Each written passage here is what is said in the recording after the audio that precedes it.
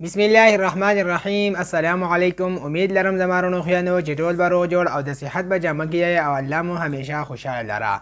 نن درته د الله پاک صفاتي نوم البر جل جلاله د دې معنا او یو څو ډېر بهترین خواص ښایم چې زموږ دپاره پکې ډېرې فایدې او برکتونه دي. دا ویډیو تر اخره پورې وګورئ او د نورو دوستانو سره هم د ثواب په نیت باندې مخې ته ضرور شیر کړئ. زمارو خویانو البر جل جلاله دا د الله پاک صفاتي نوم دی. معنی دا ښه سلوک کوونکی. اوس د دې څو خواص دي دغه درته وایم.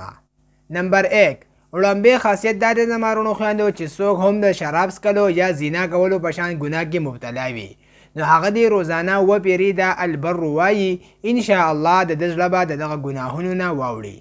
نمبر 2 دویمه خاصیت دا دی زمارونو خویندو چې څوک هم د طوفان وغیره آفتونو نه د ویرې دپاره دا البر وایي نو ان شاء الله په امن کې به وي. نمبر 3 درېمه خاصیت دا دی زمارونو خویندو چې څوک هم د دنیا په محبت کې اخته وي نو هغه دې په کثرت سره دا البر وایي ان شاء الله د دې زړه نه به د دنیا محبت وځي.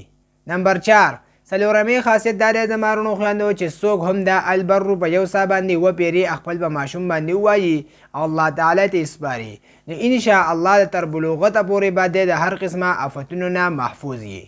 نمبر 5 پنځم خاصیت دا دی زمارونو خویندو چې څوک هم دا البر وایي نو ان شاء الله په خلقو کې به عزتمند شي.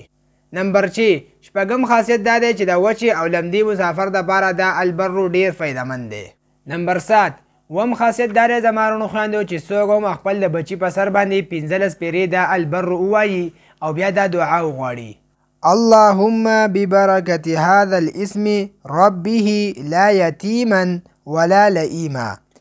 اللهم ببركة هذا الاسم ربه لا يتيما ولا لئيما. نو ان شاء الله دغه بچی به نه یتیم کیږي او نه به رزیل کیږي. نمبر 8 اتم خاصیت دا دی زمارونو خویندو که چېرې ګناه کبیره کوونکی 200 پیرې دا البر ووایي نو ان شاء الله د دغه ګناهونو نه د توبې توفیق به ورته میلاو شي.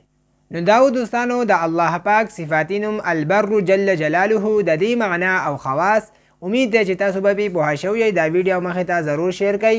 موږ په خپل دعاګانو کې ضرور یاد ساتئ. تر د بلې ویډیو پورې راته راکړئ اجازت. جزاک الله.